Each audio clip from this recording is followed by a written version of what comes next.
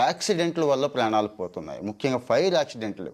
వైద్యం అటు ఇటు అయ్యి వికటించి ఆపరేషన్ సక్సెస్ అవ్వక ప్రాణాలు పోవటం వేరు. ఫైర్ యాక్సిడెంట్లు ఏంటండి హాస్పిటల్స్లో? ఇక్కడ ఒక విషయం గమనించాలి. ప్రతి ఆసుపత్రికి కూడా ఫైర్ అప్రూవల్స్ తీసుకోవాలండి. మరి అప్రూవల్స్ ఉన్నాయా అంటే ఢిల్లీ లాంటి నగరంలోనే 80-90% హాస్పిటల్కి ఫైర్ అప్రూవల్ లేదు అని చెప్తున్నారు. ఇక మన రాష్ట్రంలో కానీ మన ప్రాంతంలో ఆసుపత్రుల పరిస్థితి ప్రత్యేకంగా చెప్పక్కర్లేదు. ఎందుకు ఫైర్ అప్రూవల్ అంటారా?